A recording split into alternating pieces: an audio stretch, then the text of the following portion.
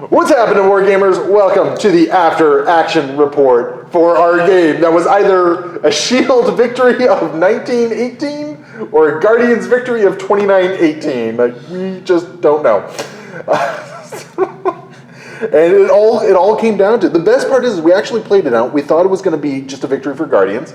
And Troope, you remembered that Fury's leadership. Yep. Once per turn, you get 1 victory point. The problem is we just don't know if he would trigger off his own KO. And the way I think it comes down, and the reason why Nigladar went probably not, is if you have fewer VPs than your opponent, the first time each round an allied character is dazed or KO'd by an enemy allied effect. to himself, though.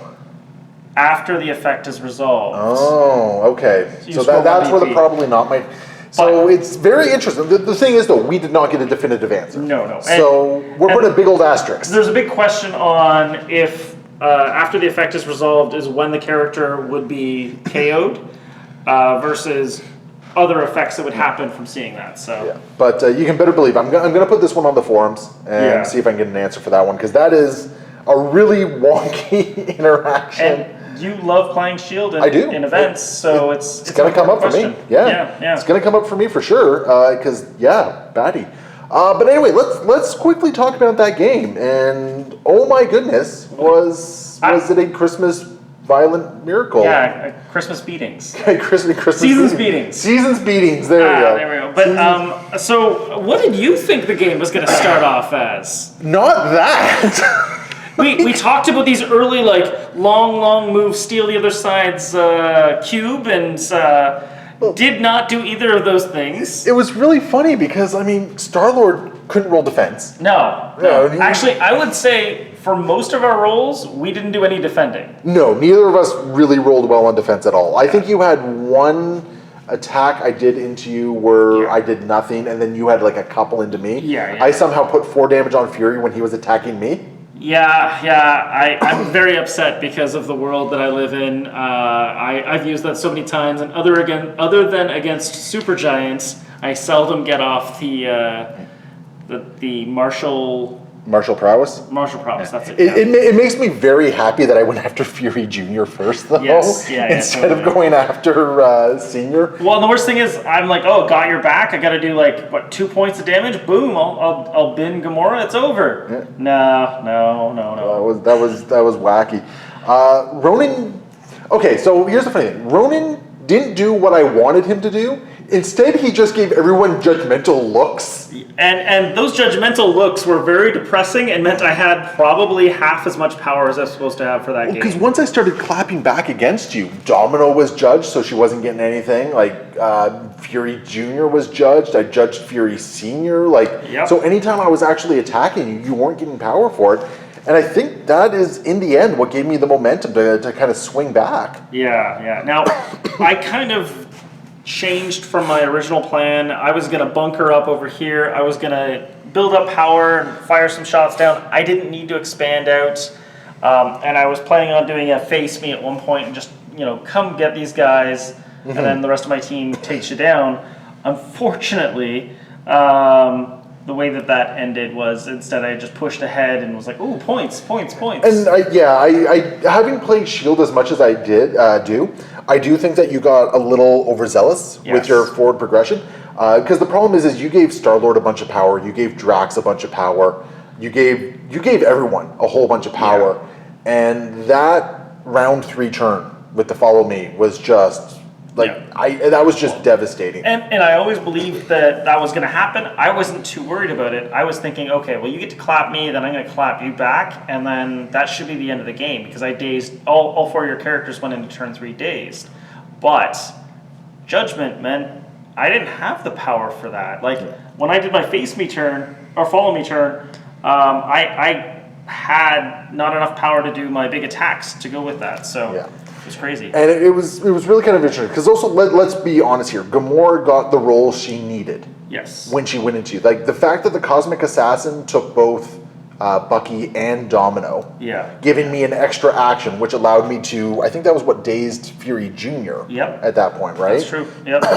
It gave me that extra power that I needed to do so. Oh no, because then I followed me into Star-Lord. Yeah, exactly. So yeah, because then Star-Lord went in and Star-Lord picked up Fury Jr. Oh, yes. and Senior Yes. with his attacks. Yeah. And yeah, that was an absolutely massive turn. I got the dice off that I needed to get off on that one. 100%. And it just shifted all the momentum back in my favor. And because you were getting a little power starved with Fury Senior, you weren't able to get my back as often as you wanted to. Absolutely. And because I kept going into Bucky. Yeah, like Bucky 100%. Bucky had power, but he wasn't able to use it because I was punching him a whole lot. Yeah, and he had like a single turn where he could have done something, and he just did not perform, unfortunately. He got his rapid fire off, and I think that was it. Now, I do think you got a little very aggressive with Fury Senior. I think Fury Senior and Bucky would have actually been perfectly happy just hanging down on the building here. And the original plan is they were hanging out back here, make a little wall up here, constantly drop out those foot soldiers, stay behind you in points, and get those 1 or 2 extra points over the course of the next 2 or 3 turns, and then final turn burst ahead. Like round 4, round 5, just kind of burst down to the gates and just try and zerg these points here or something like that. But round 2, all your guys were face down in the mud. I mean, how could I lose?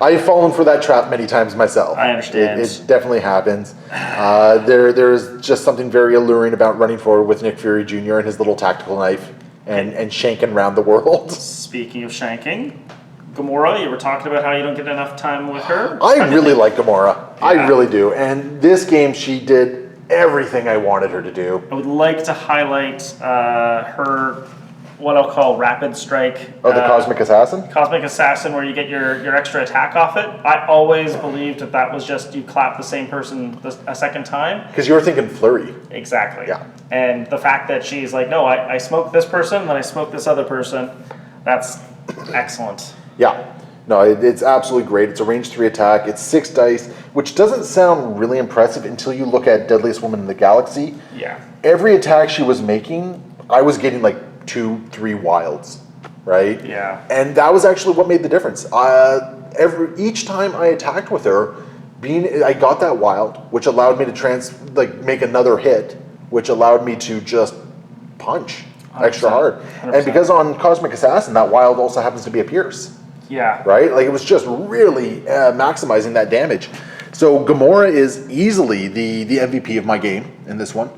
I was hoping for Drax to do a little bit more. He just kind of sat there and took it. Hey, he did a great job. His -1 damage probably procced like 4 times. He took a bunch of hits for sure. Yeah. He took a bunch of hits for sure, and it never really got to get full use out of the Vengeance tokens, except for at the very end there. Yeah. But I would definitely say it was Gamora with Ronan as the secondary MVP with his judging looks, just looking around, being all mean and scowly. It was good. It was good. He was very, very demure, very very sad about it, the whole situation. Go ahead. I was just gonna say, like, my team was supposed to do a lot of shooting, and it did a lot of shooting, and I was very happy with it. You actually did a lot of damage to me, right? I'm actually really impressed. Like, normally I have a lot of poo-poos for Domino, but her just like grenade, incinerate you. Everybody gets a couple of shots on that person, grenade, incinerate you. Well, you had that great grenade bounce right there, where you got like 2 other guys plus the incinerate and all this sort of stuff. Yeah, Domino did well. Like all your guys did well. It's just that round 3 just went my way. Yeah, I got too aggressive, and with shields you need a little bit of ebb and flow. Now, in all fairness, if round 3, if even one of Gamora's rolls hadn't quite gone the way I needed it to go, it could have been a very different story. But the fact that I was able to get rid of 4 activations in from you with like a follow me turn, like that was just bonkers good. Yeah. On that one, and unfortunately your clapback just wasn't quite as strong. No. Fury had a good chance against Gamora here, but the fact that I was able to just blank him on both times, like insane. Especially because he's got that pierce to go with it normally. Well, when he uses tactical knife, that was really sad for me, but still really cool. I really enjoyed it. I mean, yeah, and that's why I have to say Gamora was the MVP for me. 100%. Like she did everything I needed her to do. And I'm really happy because I've struggled to get Gamora to bounce off the way I want her to.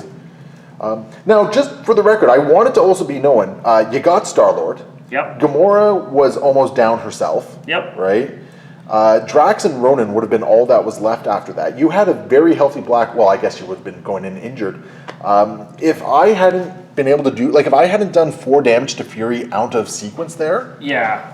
like, it could have been a very different story. Definitely, and honestly, at the end of the day, like, I think martial prowess needs a little bit more respect, especially from some of those chip damage attacks. So It definitely did the trick, but I mean, so just going back to this one again, because that was a very pivotal thing.